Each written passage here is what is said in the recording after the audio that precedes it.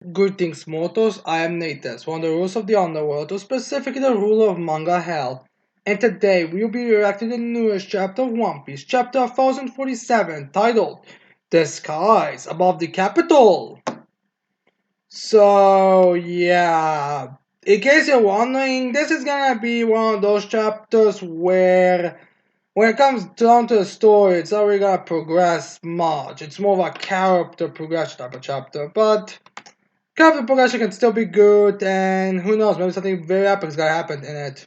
I mean, certainly don't tell. But yeah, anyways, before we get into this, we actually have a color spread this time, which I think was also last week. But yeah, anyways, we get this color spread where we see Straw Hat's been like kind of the beach attire. Like, we have stuff like Nami and Robin just reading some magazines or books. Jimmy just sleeping with Momonosuke on top. Apparently being apparently Zoro having being sausages ready for him to eat, and we get stuff like that. Nothing really that crazy. But anyways, now to the actual story, as we have Nair saying an outburst of faith. As we have Yamato screaming, "You can do it, Momonosuke-kun! Make those flame clouds! Easy," as Momonosuke like, "Easier said than done! This is impossible! They refuse to come out no matter how hard I try!" As they have Momonosuke starting to cry about it, it's like, "I can't." As they get a flashback to when Odin's castle was burning, as we have Tokisagi Momonosuke, "Go with Kinema and the others." As Tokisagi, "I'm certain you will be able to revive the Kozuki clan after you leap 20 years into the future."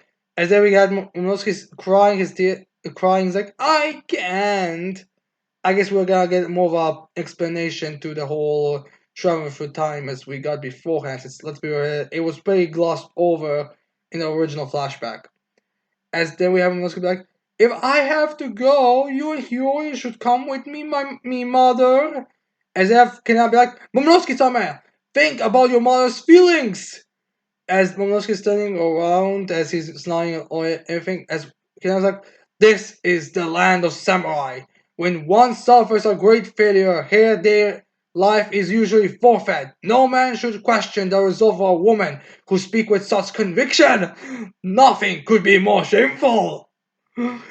Well, surprised they have that, but isn't the on the samurai is one of those cultures that's like, "Woman, you obey me, do anything."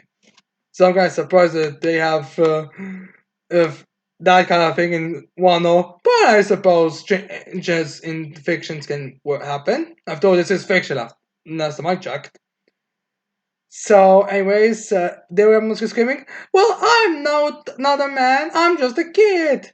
As they will have Kinemon bowing, as he's like, "My lord, with all due respect, with Lord Odin gone, you are no longer justice here. If I can speak freely, I beg you, give us another chance to fight. I would rather die in honor on the battlefield than wait here to burn to death. Can you give us that chance? I would do anything to wield my sword for you, my lord." As we have kind of screaming about tearful eye, as Momonosuke sees how determined Kinemon is, as then we have him rising back up, wiping his face a bit, as there's like, "Momonosuke," as Momonosuke is sniffing a bit, as Momonosuke is approaching them, as they're all as Raizo, Kinemon, and Kanji are all shaking, I guess about to crying or fake crying from Kanji's case. As there we have Momonosuke, "Mother," as in we see Momonosuke trying to be all still, but he's still like crying and snotting. He's like, "Mother, I will be on my way now," as he shakes. As then Toki's also starting to cry, he's like, "Yes." As then we cut back to a present, is Momonosuke like, "I would never be able to face Mother if I let things like this. Stop, away, stop, stay away from the capital. Stop it, damn it." As then we cut back to the rooftop, as then we have Kyle saying, "You grabbed lightning! Whoa, whoa, whoa! How ridiculous!" I mean, there's a lightning afterwards, so I don't really see why grabbing lightning would be that ridiculous. So, anyways, then we have Luffy doing a stealing copyright game show with Pokemon as he uses Gum Gum no Thunderbolt as he sends it at Kaido. Though as Kaido just managed to dodge it like you'd think he would, honestly. As then Kaido grabs his combo was like, Huff, you can keep playing around if you want, Huff. As then Luffy spots them but is unable to avoid Kaido's attacks. As Kaido hits, Luffy's like, but, and Luffy's like, oh! And then Luffy grabs another Thunderbolt. Well, actually, grabs a Thunderbolt. He uses him as a kind of like a staff to like spin himself around as he goes back to a kick Kaido. As Kaido gets ready, as Kaido's like, in the end, a strong Darkfoot power isn't enough to conquer these seas. As Luffy's like, Gum Gum, no! As then Kaido just slams on the head with his combo, like, as Luffy's like, oof! As Kaido's like, look at Roger, he had no fruit power, and he still brought the world to heel. As Kaido throws Luffy into the ground, as Luffy falls into the field, as he turns out to a rubber, as he points back in. Well, as Luffy's like, whoa! As they have saying, such hurdles can only be overcome with hockey! As Kaido goes for a slam, as Luffy blocks it with his hockey. Now, there's actually a debate what's better and what's more useful and all about hockey and dark fruits and all that. And I guess the thing about hockey that I'm not really the biggest fan of hockey when it comes down to it. Not sure if I stated this before, but when it comes down to it, I prefer dark fruits over hockey. Maybe hockey is more useful, but I prefer dark fruits because to me they have more interesting character.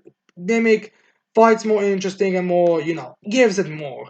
But with hockey, it's more depends on what form of hockey you have. Like, do you have armament? Do you have observation? Do you have conquerors? How can you imply those forms? Like, to me, hockey is a cool booze, but it's the devil fruits that are really it. So Kaido here screaming how hockey is the only thing that could be used, which also confirms that Roger only used hockey as a fighter. And all those Shanks fanboys are gonna be, yes, this confirms Shanks or something. Look, the thing of the matter is, I do not think hockey is the strongest or the best thing. I mean, honestly, in a weird way, you really have to think about how much better hockey can be because. Alright, let's think about this in our sense. While hockey, yes, is dangerous, but the thing is, hockey is also very limited in a degree. Like, I think the versatility of Big Mom Pirates in terms of their dark fruits is more dangerous than the hockey of the Beast Pirates. I mean, let's be real here. Like, it does, like, granted, the Big Mom Pirates also use hockey when it comes down to it, but their versatility is far more dangerous in combination with their dark fruits than, the Beast Pirates is. Like, crackers, biscuit, armors are really hard things. Like, even if you and the All Stars can break those biscuit armors, and arm your biscuit soldiers. You soldiers are gonna get tired eventually. Granted, you could say crackers gonna get more than Kaido and all that, but again, it's gonna do a lot more damage than just hockey itself. So to me, this statement is just gonna be something build up to Luffy saying something like, "Oh, hockey's great, true, but the combo is just better or something." Which again, to me, Dire Fruit hockey is a better combo. Is far better than just hockey alone. But yeah, anyways, back to the chapters. We have Kaido is using Death Destroyer Thunder Bakura as he hits Luffy. And Luffy actually starts to bleed a bit as they have Luffy in the air, extending his hand as he grabs some of Kaido's chest, which also turns into rubber as he Luffy's in the sky. As then we have Luffy using, or is that just supposed to be rumbling from the lightning? As they have Kaido seeing that, as then Kaido just grabs that Luffy's hand and just uses his Bakura to attack Luffy's hand. And it's like just like, let go! You've given away your position! And then we have Kaido transform into a dragon as he uses his Dragon Twister Demolition Breath. Seems you're still weak to slashing attacks as he sends those slashing attacks to the sky. As Luffy seems to be barely able to avoid them. As Luffy starts to be getting caught, as Luffy starts to bleed, like, ugh! So, anyways, then we cut away from the battle. As they got to the flower capital, which they still don't seem to notice, regardless of how close it is. As they were to be like, go on, reach the souls of the departed. Lift up, watch the sky lanterns fly, up, up, and away. As they were celebrating, and then we have some people be like, the festival is going to end soon. And when the sun rises, we'll be slaves again. As they're all like cheerfully throwing the lanterns up. As everyone's like all happy and playing, as then we have the rest and be like, up, up and away, up, up and away. I really hope I manage to survive for next year, as they're all cheerful. As then we see some of the lanterns up in the sky, we see some of the B-Ball players playing, and we see Toki laughing, and she's like waving, it's like, aha, up and away. As Tekuya Hitatsu is looking up and thinking themselves, as Toki's like, please reach daddy.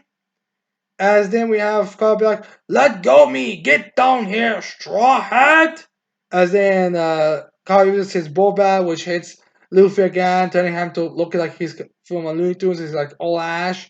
It was like, cuff. Then we cut to Dome Interior as we see the main stage. As we see some of the guys be like, some of the sound be like, boss, Hugo, are you alright? The whole island is falling. As we have Fogos then saying, haha, that just means Kaido is at the end of his rope. As they have Fogos be like, listen all of you. Think which outcome would you prefer?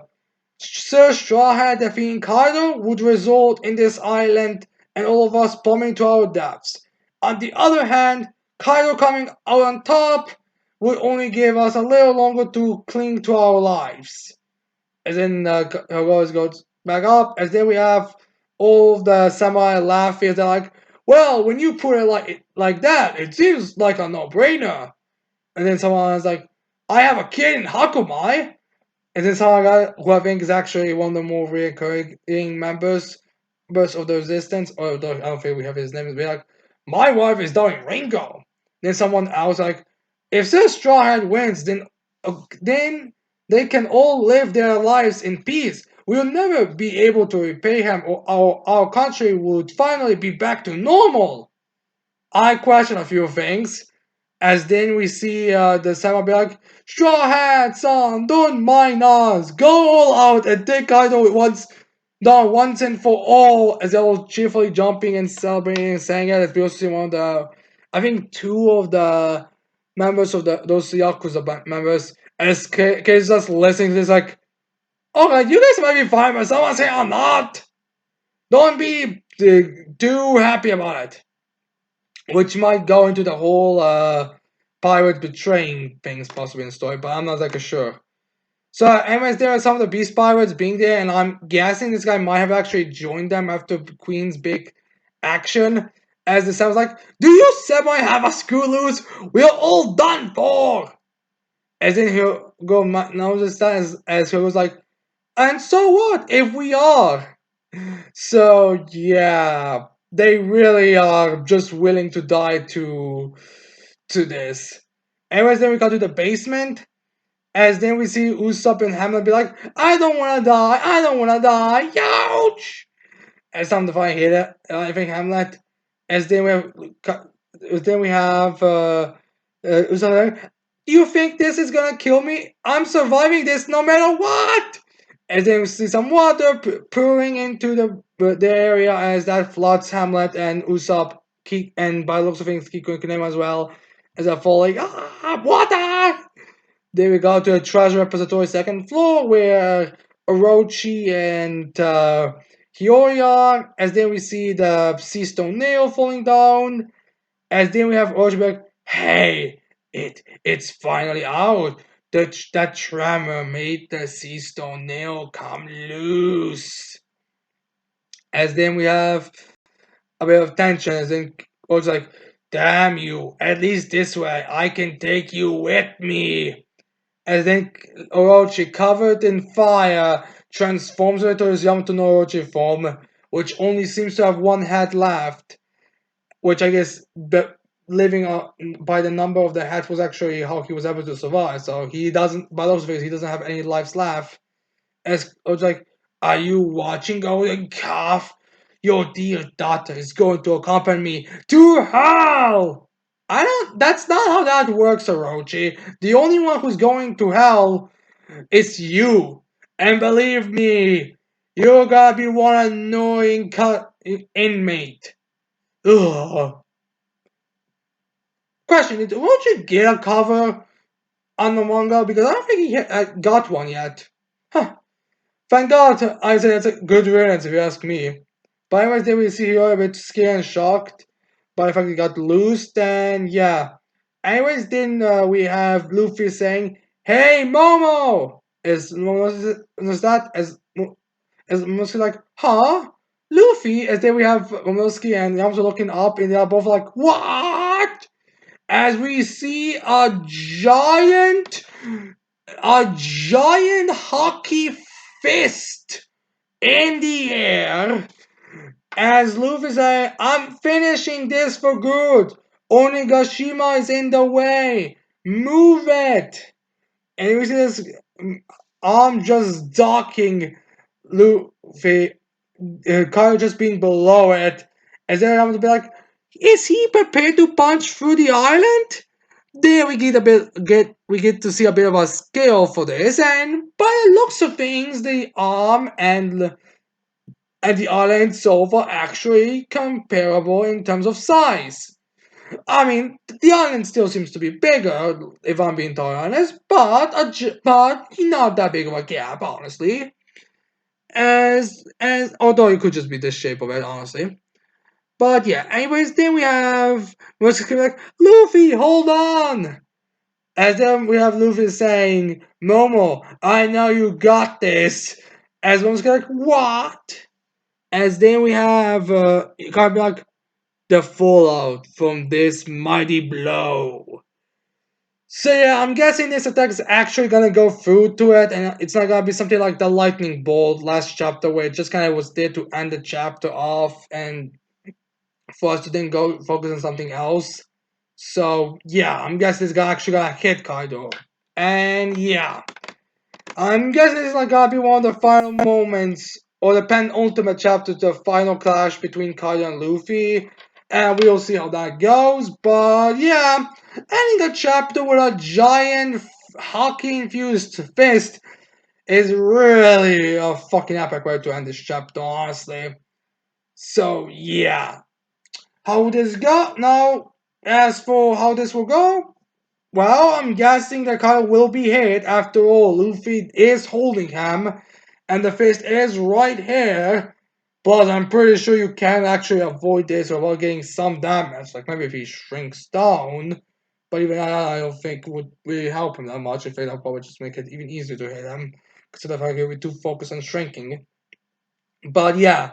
So well, I'm guessing the next chapter is gonna focus more on the whole wrapping up the whole Momonosuke and Hiyoi character plots, where Orochi finally dying and the mount and Momonosuke saving the mountain or whatever, with Luffy hitting Kai at the end. But yeah, we'll see how this goes. But anyways, I hope you guys like this chapter reaction. I hope you guys leave your thoughts and opinions on this chapter in the comments below. Don't forget to leave a like and subscribe to this channel for more videos in the future. And with that said, I cannot wait to see all of you mortals next time. Goodbye.